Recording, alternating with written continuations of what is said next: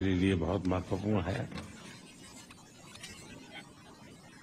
पिछले साल जब मैं वाशिंगटन आया था तो मैंने टेक हैंडशेक एक कार्यक्रम में शामिल हुआ था और उस समय भी आप में से कुछ साथियों से मिलने का मौका मिला था। भारत में भी आप में से कई भी साथियों से समय समय पर मुझे मिलने का अवसर मिला है। आज एक साल बाद मैं दुनिया के बड़े बड़े जो इनोवेटर्स हैं उनके बीच अपने आप को गर्व महसूस कर रहा हूं कि मैं आप सबके बीच आज बैठा हूं। मैं जो ऊर्जा देख रहा हूं, जो उत्साह देख रहा हूं और भारत के प्रति जो एक भरोसा देख रहा हूं, ये वाकई हमें बहुत ही सुखद लगता है, क्योंकि जब आप जैसे एक्सपर्ट लोग कोई बात बताते हैं बदलती हुई दुनिया के विषय में और भारत की संभावनाओं के विषय में, तब भारत में भी एक नीति निर्धारण में हमारा विश्वास बढ़ जाता है। कुछ चीजों का सुझाव भी आपने दिया है, मेरी टीम ने सारी चीजों को नोट किया है, क्योंकि हम चाहते हैं कि आप जिस दुनिया में काम करते हैं और आप जिन दुनिया को अच्छी तरह जानते हैं और जिसका भविष्य भी आपको अनुमानित है, और तब आपके टेक्नोलॉजी या टेक्नोलॉजी प्लस डेमोक्रेसी, इसका एक संतुलन बहुत जरूरी है, क्योंकि डेमोक्रेटिक वैल्यूज और टेक्नोलॉजी का मिलना मानव कल्याण की गारंटी देता है, एक विश्वास पैदा करता है। एंड टेक्नोलॉजी माइनस डेमोक्रेसी, मैं समझता हूं किसी भी संकट के लिए एक वातावरण पैदा कर देता है। और भारत एक देश है जिसके पास टैलेंट भी है, डेमोक्रेसी भी है, मार्केट भी है, और ऐसी गोल्डन अपॉर्चुनिटी मैं समझता हूं बहुत रेयर होती है जो आज भारत के पास उपलब्ध है। और आप में से बहुत एक लोग हैं जिनका भारत से के साथ निकटता रही है, आपका अनुभव भी रहा है, और आपने ग्लोबल लेवल पे कई जगह पे काम किया है और भारत में भी काम किया है, तो आप कंपैरिजन भी कर सकते हैं। और उस कंपैरिजन में भी आप देखेंगे कि आपको +1 की पोजीशन वहां नजर आएगी, और इस अर्थ में मैं इसको बड़ा महत्व मानता हूं।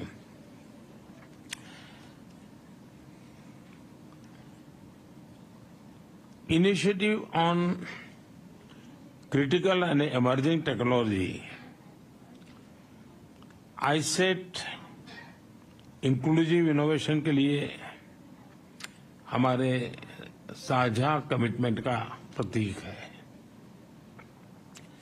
आप में से कई साथियों से मैं पहले भी मिला हूं।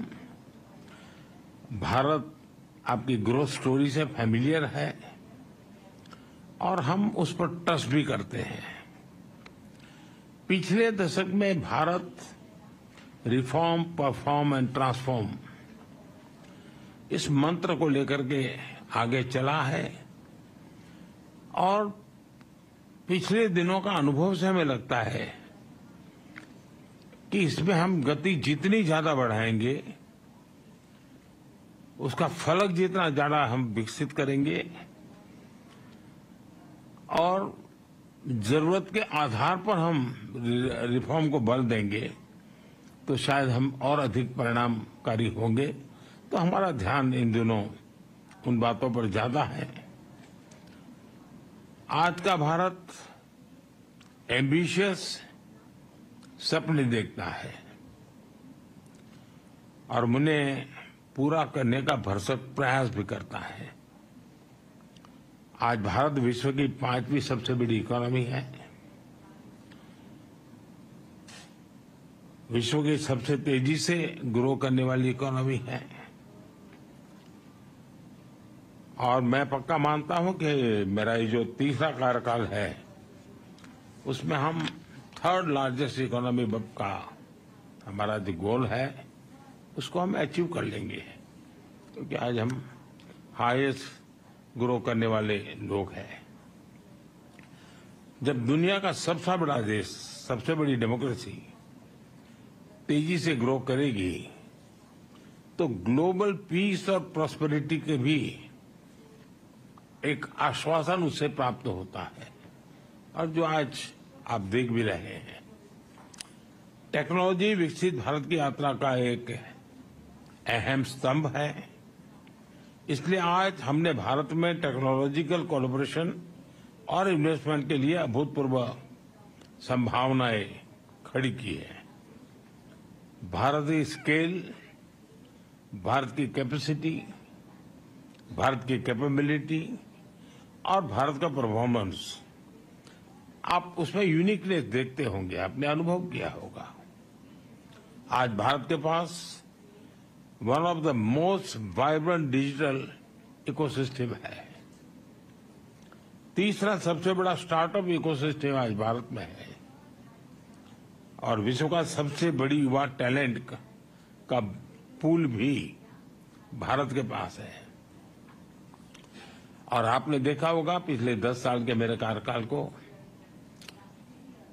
और शायद इसी के कारण हमें फिर से एक बार जनता ने आशीर्वाद दिया है। और मैं मानता हूं कि इन्वेस्टर के लिए और कोई भी साहस करने वाले व्यक्ति के लिए पॉलिसी स्टेबिलिटी ये बहुत ही महत्वपूर्ण चीजें होती हैं। और आज भारत एक तो पॉलिसी ड्रिवन हमारा गवर्नेंस है, लेकिन साथ साथ stable policy and predictable policy, उसमें हम आग्रही हैं, ताकि कोई भी इन्वेस्टर के लिए या कोई भी वहां काम करना चाहता है उसके लिए एक एश्योरेंस उससे प्राप्त होता है, और उस दिशा में हम प्रयत्नशील हैं। आज की टेक्नोलॉजिकल ट्रांसफॉर्मेशन हम रीढ़ की हड्डी के बिना शरीर की कल्पना नहीं कर सकते। वैसे चिप्स के बिना कोई कारोबार चलना मुश्किल है, और हम उस दिशा में ये बात सही है कि जिस गति से दुनिया में एक विषय चला उसमें हम लेट हैं, लेकिन हम एक बार शुरू करते हैं तो हमारी गति भी उतनी तेज होती है। अब जैसे 5G में हम लेट थे, लेकिन आज हम नंबर 1 पर है। तो ये भारत की अपनी एक विशेषता भी है, स्केल भी है, आवश्यकता भी है। तो चिप की और सेमीकंडक्टर की दुनिया में हम जो पॉलिसी लाए हैं उसको बहुत ही स्वागत हो रहा है। करीब करीब सभी इस क्षेत्र के लोग भारत में आने की दिशा में आकर्षित हो रहे हैं, और उसके लिए जो बेसिक नीड्स की जरूरत है उसमें हम पूरी तरह तैयार हैं। चाहे पॉलिसी की बात हो, वहां पर आवश्यक इंफ्रास्ट्रक्चर की बात हो, सेंट्रल और स्टेट गवर्नमेंट का एक सहयोग हो, इन सभी चीजों में हम साथ में हैं। और इसलिए सबसे बड़ी बात है डिजाइन। आज भी दुनिया की बड़ी बड़ी आपकी सबकी कंपनियां भी है, उनकी रिसर्च और इनोवेशन के सेंटर भारत में है। सबके सब भारत के टैलेंट से आप पूरी तरह परिचित है। भारत के टैलेंट पर आपका पूरा भरोसा भी है। तो हम डिजाइन इन इंडिया के मूड में भी और आप काफी बल दे रहे हैं, ताकि हम दुनिया को कुछ नया देने के लिए सेमीकंडक्टर में हम $15 बिलियन का एडिशनल इन्वेस्टमेंट करने की दिशा में हम आगे बढ़ रहे हैं। दुनिया भर से भी, जैसा मैंने कहा, इन्वेस्टमेंट आ रहा है, और भारत का प्राइवेट सेक्टर भी इन दिनों में काफी इस मात्रा में निवेश कर रहा है। हाल ही हुए हमने एक सेमिकॉन इंडिया समिट की, आप में से कुछ साथी उसमें थे भी। भारत के पास global semiconductor ecosystem supply chain में एक रिलायबल और क्रेडिबल पार्टनर बनने की पूरी क्षमता है। आज हमारा इलेक्ट्रॉनिक सेक्टर 150 बिलियन डॉलर से ज्यादा का है। हमारा लक्ष्य इसे 2030 में 500 बिलियन डॉलर तक ले जाने का है, ताकि इस सेक्टर में 6 मिलियन नई जॉब्स की हम आपूर्ति कर सकते हैं। इन लक्ष्यों को पाने के लिए हम इंडस्ट्री के साथ जितना ज्यादा सहयोग बढ़ सकता है, हम उसके लिए तैयार हैं और मैंने मेरी सिस्टम को भी प्रोएक्टिव करने की दिशा में मैं सफल रहा हूं। भारत में 500 मिलियन से ज्यादा की वर्किंग पॉपुलेशन है। भारत की औसत आयु 28 इयर्स है और बड़ी बात यह है कि हमारा यूथ स्टेम की पढ़ाई में काफी रुचि ले रहा है। इवन बेटियां भी स्टेम के एजुकेशन में हमारे यहाँ बेटियां भी लीड कर रही है। और मुझे तो याद है कि एक देश में मैं वहां के एक बहुत बड़े नेता मुझे पूछ रहा था कि क्या आपके यहाँ बच्चियां स्टेम के अंदर रुचि लेती है। जब मैंने उनको आंकड़ा बताया तो उनके लिए सरप्राइज था कि भारत की बेटियां भी उन सारे क्षेत्रों में काफी कुछ कर रही है। यूथ का ट्रेनिंग एंड अपस्किलिंग, ये मैं मानता हूं कि बहुत ही फोकस रिक्वायर है, क्योंकि जिस प्रकार से टेक्नोलॉजी में अपग्रेडेशन होता ही चला जा रहा है और स्किलिंग में अगर हम अपग्रेडेशन नहीं करते हैं तो शायद हम रुक जाएंगे। तो मेरा बल उस दिशा में भी उतना ही ज्यादा है।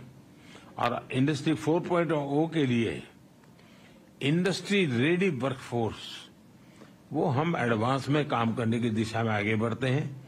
आपका अनुभव और आपकी रिक्वायरमेंट, उसके आधार पर अगर कोई हमारे पास प्रोडक्ट मिलता है कि भाई ये हमें चाहिए, तो हम उसके आधार पर काम आगे बढ़ा सकते हैं और बहुत तेजी से इसको हम बढ़ा सकते हैं। हमारा लक्ष्य 1-2 सालों में 85,000 technician, engineers and R&D experts, उनका हम निर्माण करना चाहते हैं। उस प्रकार का हम इकोसिस्टम बना करके रिक्वायरमेंट अनुकूल स्किलिंग, उस दिशा में हम बल देने का प्रयास कर रहे हैं। सेमीकंडक्टर डिजाइन में तो 20% हिस्सेदारी भारत की है और अब सरकार ने हर सेक्टर के लिए डिजाइन इन इंडिया की मुहिम शुरू की है। और हाल में ही हमने हाई एंड रिसर्च को प्रमोट करने के लिए $12 बिलियन का रिसर्च फंड भी बनाया है, क्योंकि हम इनोवेशन पर विशेष बल देना चाहते हैं।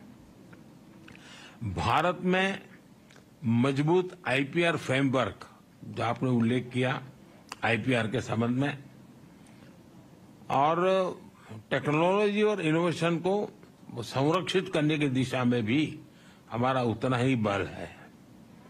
हमने जो नया डेटा प्रोटेक्शन लॉ बनाया है, उससे भी आप जैसे साथियों को महत्व है। अब डेटा प्रोटेक्शन लॉ का तो महत्व ही है। अब मैं डेटा पॉलिसी को लेकर के अभी आ रहा हूं और मैं गवर्नेंस के मॉडल में डेटा गवर्नेंस पर भी बल दे रहा हूं। मैं गवर्नेंस में एक साइमल्टेनियस पिलर खड़ा करना चाहता हूं, जो गवर्नेंस के ट्रेडिशनल मॉडल है, उसके साथ साथ एक गवर्नेंस का, डेटा गवर्नेंस का मॉडल, ये दोनों साइमल्टेनियस कैसे काम करे, क्योंकि बदलती हुई दुनिया में ये बहुत बड़ा रोल प्ले करने वाला है और हम उस दिशा में आगे बढ़ने का प्रयास कर रहे हैं।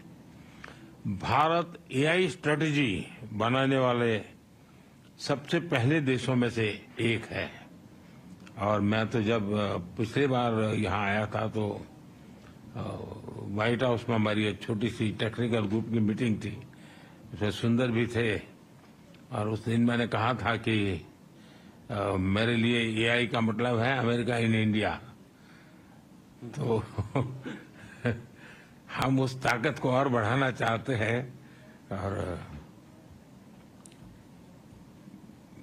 भारत ने जो टेक्नोलॉजी को डेमोक्रेटाइज करने की दिशा में जो काम किया है, वो हर प्रकार के डिवाइड को खत्म करने वाला एक बहुत ही सफल प्रयोग है, ऐसा हम अनुभव कर रहे हैं। भारत एआई के रिस्पॉन्सिबल और एथिकल उपयोग के लिए भी प्रतिबद्ध है। हम G20 समिट में बैठे थे, उसमें भी एथिकल यूज ये एक सबसे बड़ा एजेंडा विषय था हमारा। और उसमें मैंने एक सुझाव दिया था कि जिस प्रकार से एविएशन किसी एक देश या एक राज्य के नियमों से नहीं चलता है, पूरा aviation sector global rules and regulation चलता है। दुनिया का छोटा देश होगा तो भी उसने अमेरिका के स्टैंडर्ड से ही एविएशन चलाना पड़ेगा, और अमेरिका कितना ही बड़ा देश कहने को अपनी मनमर्जी से नहीं चलेगा, उसको भी छोटे देश की पद्धतियां हैं उसको स्वीकार करना पड़ेगा। जिस प्रकार से एविएशन सेक्टर ग्लोबल गवर्नेंस बन चुका है, वैसा ही डिजिटल हमें ग्लोबल गवर्नेंस का मॉडल ही खड़ा करना पड़ेगा। किसी एक देश का governance, rules and regulation digital world के लिए चलने वाला नहीं है। और हमारे सामने मॉडल है, एविएशन सेक्टर एक सक्सेसफुल मॉडल है, सब लोग उसको फॉलो करते हैं। तो मैं G20 में इस विषय को मैंने बहुत आग्रह से रखा है, आगे भी मेरा ये प्रयास है। इतना ही नहीं, मैंने ये भी जिस प्रकार से डीप फेक के कारण लोग आज परेशान है, तो उसके सामने भी मैंने कहा है कि क्यों न हम जब तक कि समाज तैयार नहीं होता है तब तक एक वाटरमार्क, हर इस प्रकार की चीजों पर वाटरमार्क आना चाहिए कि एआई जनरेटेड है। तो एक व्यक्ति को लगेगा भाई इस पर मैं भरोसा करूं या ना करूं। और मैं मानता हूं कि आप जैसे जो टेक्नोलॉजी का एक्सपर्ट है, मानव जाति की बड़ी सेवा होगी। ये ठीक है, एक स्टेज आने के बाद शायद जरूरत नहीं पड़ेगी, लेकिन आज हम उस स्टेज पर हैं, हमें जरूरत पड़ेगी। तो वाटरमार्क के साथ एआई जनरेटेड वाटरमार्क, ये कोई भी प्रोडक्ट आएगा अगर एआई टच है तो ऊपर आएगा ही, ऑटोमेटिक आएगा कि एआई जनरेटेड है। उसके लिए रूल्स एंड रेगुलेशन काम नहीं करेंगे, technology will give a solution. और इसलिए मैं समझता हूं उस दिशा में भी अगर इतने सारे ब्रेन्स यहाँ हैं तो आप जरूर कुछ न कुछ कंट्रीब्यूट कर सकते हैं। आज भारत तेजी से ग्लोबल बायोटेक पावर हाउस के रूप में उभर रहा है, और जैसा आप सब साथियों ने कहा, भारत में बायोफार्मा रिसर्च प्रमोट करने के लिए एक फर्टाइल इकोसिस्टम है। भारत में बड़ी संख्या में साइंटिफिक टैलेंट पूल तो है ही है, भारत का बड़ा और डाइवर्स जीन पूल भी है। भारत की विशालता और विविधता, ये मैं समझता हूं कि वहां एक बार कोई चीज पायोनियर रही है और उसमें प्रयोग हुए हैं तो वो दुनिया में कहीं पर भी वो लागू हो सकते हैं। इतनी विशालता और विविधता वहां भरी पड़ी है। एफोर्डेबल रिसर्च की पॉसिबिलिटी भी है और अफोर्डेबल मैन्युफैक्चरिंग और एश्योर्ड क्वालिटी भी है। बायो सिक्योर एक्ट जो कैपेसिटी गैप क्रिएट का होगा, भारत उसे ट्रस्टेड और एफिशिएंट तरीके से पूरा कर सकता है। बायो मैन्युफैक्चरिंग को बूस्ट करने के लिए हम बायो E3 पॉलिसी लेकर आए हैं। आपके साथ ध्यान में आया होगा, पिछले सप्ताह ही मैंने मेरी कैबिनेट में बायो E3 की पॉलिसी हम लेके आए हैं और एक बहुत फ्यूचरिस्टिक पॉलिसी हमने बनाई है। बायो E3 यानी biotechnology for economy, employment and environment, इन तीनों चीजों को लेकर के मैंने बायो E3 पॉलिसी को बल दिया है। 2030 तक भारत की बायो इकोनॉमी बढ़कर $300 बिलियन की होने की हम संभावना देखते हैं। 2025 तक भारत में 10,000 से ज्यादा बायो स्टार्टअप्स की संभावना मैं देख रहा हूं, जिसके कारण आप कल्पना कर सकते हैं ग्रास लेवल पर कितने बड़े काम की संभावना इस बायो के सेक्टर में भी होने की संभावना मैं देखता हूं। हमारा लक्ष्य है कि हेल्थ सिक्योरिटी और ग्लोबल चैलेंज के सॉल्यूशन देने में भारत लीडरशिप के रोल में हो, और जिसमें आप सबका सहयोग बहुत बड़ी हमें ताकत दे सकता है। भारत प्रो प्लैनेट पीपल के अप्रोच को लेकर इंफ्रास्ट्रक्चर बना रहा है, इनोवेट कर रहा है। 2030 तक 500 गीगावाट रिन्यूएबल एनर्जी के टारगेट को अचीव करने के लिए हम एक साथ कई स्तर पर काम कर रहे हैं और इसलिए आपके लिए मैन्युफैक्चर में भी अद्भुत संभावना है। फ्रेंड्स, आत्मनिर्भर और सशक्त भारत की विकास यात्रा में आप सभी को मैं एक सहयात्री के रूप में, एक सहभागीदारी के रूप में हमेशा मानता हूं, देखता हूं और उस प्रकार से हमारी यात्रा भी रही है, आप सबका अनुभव भी है। और मुझे विश्वास है कि भारत और अमेरिका की टेक कंपनीज मिलकर ग्लोबल चैलेंजेस के समाधान से में अहम रोल निभाएगी। मेरी टीम आपके जो सुझाव मिले हैं उसको भी और आपने जो एक विश्वास व्यक्त किया उसको भी हम उसको बड़ी गंभीरता से लेते हुए आवश्यकता के अनुसार उसको हम फॉलो अप भी करेंगे। मेरे द्वार तो हमेशा खुले रहते हैं। मैं हमेशा एक विद्यार्थी की तरह आप सबसे कुछ सुनता हूं, सीखता भी हूं और गवर्नेंस में उसको लाने का प्रयास भी करता हूं ताकि मेरा देश भी उतना ही तेजी से आगे बढ़े। लेकिन मैं फिर से एक बार आप सब समय निकाल करके आए, मैं आपका बहुत बहुत आभारी हूं और मैं आपका हृदय से आभारी हूं कि आप चिंता किए और इस काम को आगे बढ़ाए हो। बहुत बहुत धन्यवाद जी।